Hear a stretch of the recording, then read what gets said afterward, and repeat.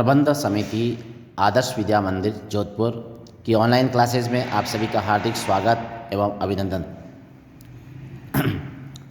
हम रासायनिक अभिक्रियाओं के बारे में पढ़ रहे थे।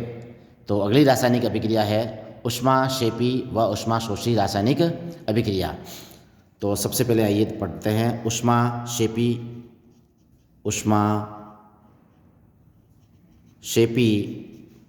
रासायनिक अभिक्रिया। ऊष्माक्षेपी रासायनिक अभिक्रिया ऐसी रासायनिक अभिक्रिया जिसमें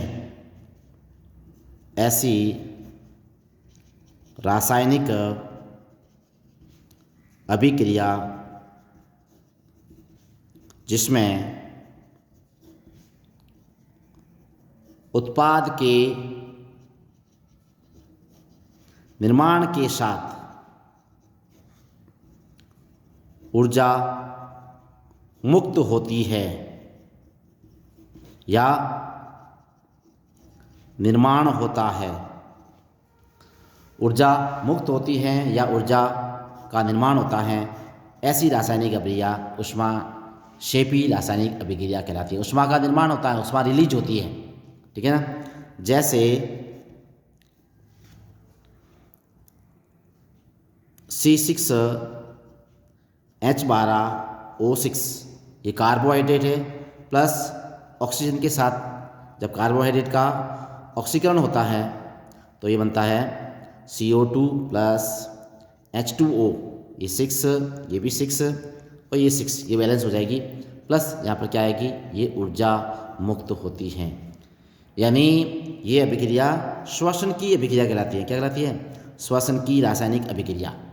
कार्बोहाइड्रेट का ऑक्सीकरण होता है और ऊर्जा मुक्त होती है। ये ऊर्जा जो है दो रूपों में आती है, जैसे एक तो ऊष्मा के रूप में और एक ATP एडिनोसिन ट्राइफॉस्फेट ऊर्जा के रूप में मुक्त होती है। ऊष्मा ये तो हीट पसीने के रूप में बाहर निकल जाती है, और ये ATP जो है ये ऊर्जा अपने कोशिका के माइटोकॉन्ड्रिया, जैसे कोशिका का शक्ति केंद्र कहा जाता है, माइटोकॉन्ड्रिया में संचित हो जाती है।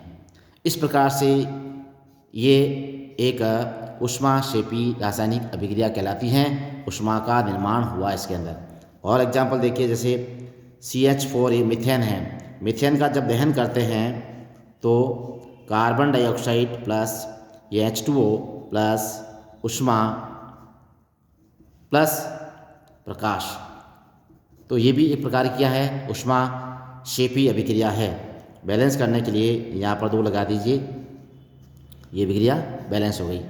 तो ये जो अभिक्रिया ऊष्माक्षेपी अभिक्रिया कहलाती है। यानी ऊष्माक्षेपी में ऊष्मा जो निकलती है उसमें प्लस का चिन्ह आता है, धन चिन्ह आता है, धनात्मक चिन्ह लगाया जाता है। जैसे N2 प्लस 3H2 अमोनिया के निर्माण में ऊर्जा रिलीज होती है। ये 2NH3 प्लस 10.5 किलो कैलोरी प्रति मोल। ये जो ऊर्जा खर्च रिलीज हो रही है, मुक्त हो रही है, ऊर्जा का निर्माण हो रहा है, ये ऊर्जा जो है इस अभिक्रिया को हम ऊष्माक्षेपी अभिक्रिया कहते हैं। ऊष्मा का निर्माण होता है ऐसी उत्पाद के साथ, ये उत्पाद बना है उसके साथ ऊर्जा का निर्माण हो रहा है, तो ऐसी अभिक्रिया जो है ऊष्माक्षेपी रासायनिक अभिक्रिया कहलाती है। दूसरी अभिक्रिया है ऊष्माशोषी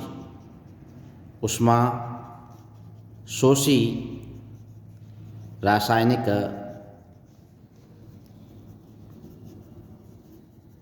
अभिक्रिया। ऐसी रासायनिक अभिक्रिया जिसमें उत्पाद के निर्माण में ऊर्जा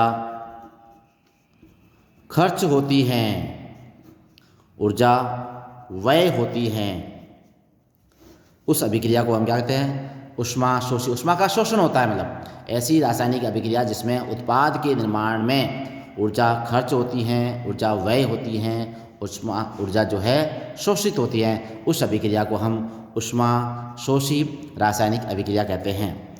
एग्जाम्पल देखते हैं, जैसे प्रकाश संश्लेषण।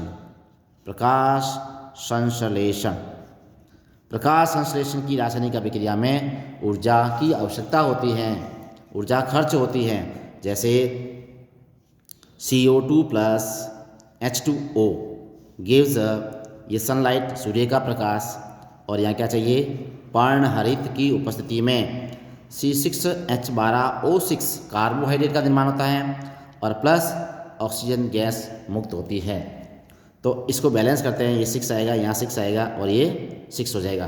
तो कार्बोहाइड्रेट का निर्माण होने में ऊर्जा जो है खर्च होती है, ऊर्जा जो है व्यय होती है, ऊर्जा का शोषण होता है। इस प्रकार की अभिक्रिया को हम ऊष्माशोषी रासायनिक अभिक्रिया कहते हैं। ऊष्माशोषी रासायनिक अभिक्रिया में उत्पाद के साथ क्या लगाया जाता है, माइनस का चिन्ह यानी ऋण चिन्ह लगाया जाता है। इससे पता चलता है कि ये ऊर्जा यहाँ पर क्या है, खर्च हुई है।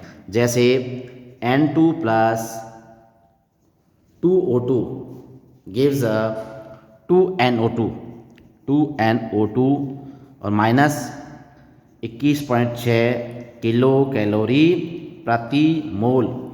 इस प्रकार से ये माइनस का चिन्ह ये दर्शाता है कि इस प्रकार के यानी नाइट्रोजन डाइऑक्साइड के निर्माण में इतनी ऊर्जा जो है, कैलोरी ऊर्जा खर्च हुई है, तो ऊर्जा इसमें व्यय हुई है। इस प्रकार की अभिक्रिया को हम ऊष्माशोषी रासायनिक अभिक्रिया कहते हैं। तो ये थी आपके ऊष्माशोषी और ऊष्माक्षेपी रासायनिक अभिक्रिया। अगली वीडियो में हम पढ़ेंगे ऑक्सीकरण, अपचयन और रेडॉक्स अभिक्रिया। धन्यवाद।